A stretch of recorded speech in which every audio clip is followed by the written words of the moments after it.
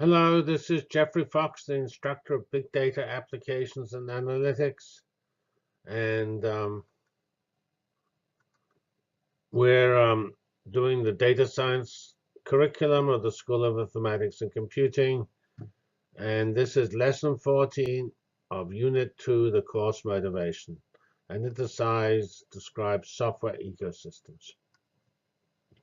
And in particular, discusses parallel computing and MapReduce, but actually has a somewhat more general focus than that.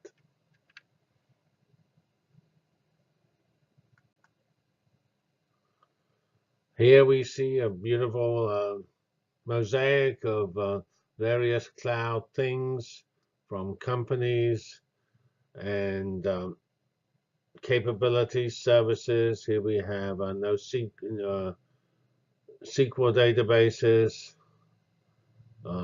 management and monitoring, Hadoop, and so on, and various analytics and so on. And open source, we have Spark, Hadoop, Yarn, what have you. Just the richness of the cloud world is illustrated in an amazing fashion. And lots of this stuff are software, not all of it, but they're all used software and put together in different ways to provide services. So we can look at this in a slightly more modest. So if we look at the Big Data Stack, I like this discussion from Google. They show the slide here in several of their talks. And that slide describes a timeline of all their major inventions, each of which tends to have a famous paper. And here I've written them down here, and I pointed out how there is an Apache or an open source equivalent. So Google File System is similar to the Hadoop file system. MapReduce is equivalent to Hadoop. Bigtable similar to HBase. Dremel to Drill. Praegle to Giraffe. Java to Crunch.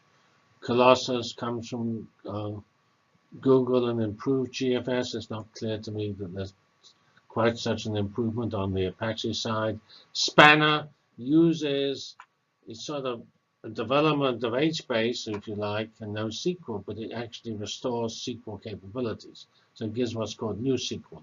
And Cockroach DB, I think, is a startup from Google engineers, which is making I think it's open source version thereof. F1 is the production version of Spanner. Millwheel is actually an interesting case where Google didn't actually invent the technology first, and then it came from Twitter with Apache Storm. Before it came from Google, it's their event processing system. It's very powerful. And then they embed this all in Cloud Dataflow, which is actually identical to Apache Beam. And Apache Beam uses Spark, Apache Spark or Apache Flink to provide the Dataflow runtime. And these are just some capabilities which we'll show on the next slide, which are security, data transfer, scheduling, DevOps, serverless computing, whereas this OpenWhisk for Apache are not present on the next slide, which is a full coverage of all of Apache. All right, here we have 350 software packages. This was probably originally about 40, done by me and Supin and Judy Chu when we were collaborating together at the beginning of inventing what we call HPC ABDS, the High Performance Computing Enhanced Apache Big Data Stack. And this has 21 layers. It's numbered up to 17, but there's some A's and B's, so it's actually 21 distinct layers. And they just cover some cross-cutting things like security, coordination, protocols, and monitoring. And then we have from the bottom up, we have all these interesting things: infrastructure as a service, DevOps, interoperability, file systems, resource management, data transfer, file management, NoSQL, SQL or NewSQL. Notice these are all part of 11. We start off with file management, which is actually pretty traditional in the science area, and where IROS is part of the best known system. And then we have the more common commercial NoSQL and SQL systems. We have extraction tools. These are sort of tools, level 12. Object relational mapperies, in-memory caching. Here we have inter-process communication collected, RabbitMQ, ActiveMQ, ZeroMQ, Amazon Lambda, Google PubSub, ZeroQ. Lambda is probably better put up as a programming model. I think we classified today.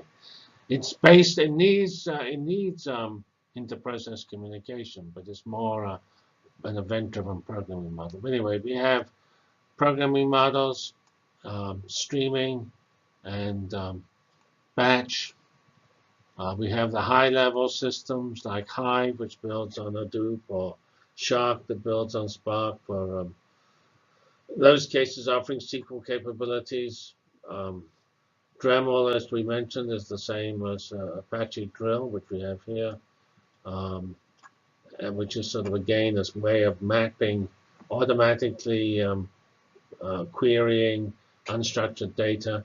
Application hosting frameworks like Google App Engine, and there are all sorts of interesting systems here, which are sophisticated, high-level platform as a service. Then we have the growing number of application analytics engines. The most recent ones are TensorFlow from Google and CNTK from Microsoft. And at the top, we have orchestration of workflow, where BPEL was a famous community standard. Theravada comes from Indiana. Pegasus, Kepler, Swift, Taverna, major HPC system, and Oozie, Naiad, sort of more, Flume Java from Google, and Crunch are the more Apache systems, or I should say more big data systems. So NiFi is actually a pretty interesting, from the National Security Agency, a pretty interesting orchestration system. So that's this is I should point out this is January 29, 2016. It's I stopped updating it. There were so many packages here, it doesn't seem any point in continuing to update them anyway. It wouldn't fit on the page probably. So that's where we stopped. Thank you very much. We have lots of talks and papers expanding on this kaleidoscope. So of course you don't actually need 266 because there's some duplication, and if you focus on a particular area, you don't need everything. And here is some selection with monitoring. We do Inca, Ganglia, Nagios. Infrastructure as a service, we have Amazon Azure, OpenStack, libcloud, the library. Cloud Mesh is our own DevOps tool, but the more important public tools, Chef, Puppet, Docker, Cobbler. I mentioned these file systems already, and these cluster management systems. Zookeeper is a critical coordination technology used, for instance, in Storm. Data management, here there are NoSQL databases, and here we have SQL. In memory, we've already pointed out that's very important. Gartner's already highlighted that. Parallel programming, we have Hadoop and Spark and things at the low level. Storm for streaming.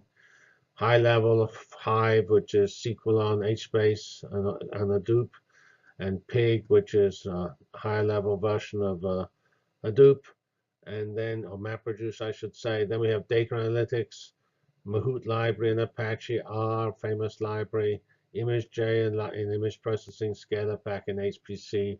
Workflow, we have we have Python as a sort of classic language-based workflow. Pegasus and Kepler HPC systems. In Apache, we have Tez, Crunch, things like Flume Java and so on as classic as coming from Apache. Apache is likely to have a major impact on the workflow environment, in my opinion, but it hasn't quite happened yet because Apache is only just producing tools in this area. All right, now let's get back to parallel computing. And actually, this is a review of things I already said. We have high performance computing, lots of supports low latency messages, tends to use message parsing interfaces. The technology runs just with lots and lots of cores, 100,000, a million cores. And all these facilities run at 100% utilization in batch mode, so you have to wait a while to get your results back. They tend to be fault fragile because they run in very robust data centers, but the software ecosystem does not tolerate faults very well.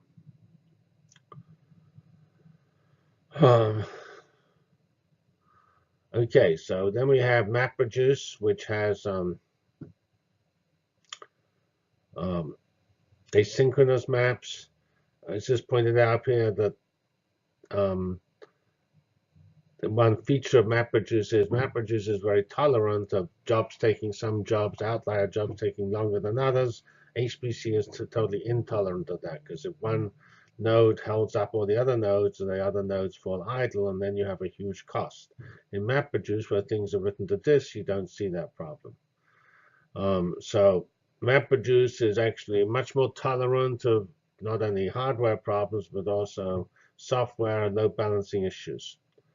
And there's the very important map-only special case, which is pleasingly parallel. We then pointed out that iterative MapReduce fell between those two limits. They take MapReduce and cache results in between steps. And they support the same single program, multiple data. That's what it says up here. Programming model, which you use in parallel kernels like linear algebra, clustering, and other data mining examples. So we have a relatively clear situation with clouds and HPC and technologies which are in between. Here is a nice picture of MapReduce. We have instruments producing data going to disks. Those disks are then supported by computers. So here we have the computers doing the maps, mapping the data. We have one set of maps, then we do a reduce phase, another set of maps, reduce phase, another set of maps, a big reduce phase, then the final reduction phase before you get the answer to the users who make then decisions. Here we have DIKW, data, information, knowledge, wisdom, and the final decisions being made here at the portal. So the next slide you need to just look at. It's done by Salia and Judy Chu, and it uses converting an apple into juice as an example of a map. This is a map. And that map, of course, in this case is done by a knife, which cuts, and then a blender. It actually has two steps, two maps. Knife, cut up the apple, that's this, and then a blender to take the apple slices and make the juice. So this is sequential. One apple runs through the process. Then we could try to do parallel computing for this, and here we show a nice picture of parallel computing for doing juice production, starting with a collection of data sets. These are the initial data sets over here, which are mixtures of 3 fruits. And those fruits are the keys, and then the values of the initial apples and the slices of the apples. And then you get at the end this bottled juice. So this is an illustration of how MapReduce works. Here you have the maps. Here you have the reductions as you join either pure juices or mixed juice in the particular ratios. And this mapping and how it's implemented is sort of meant to illustrate in a qualitative fashion some of the key ideas of MapReduce.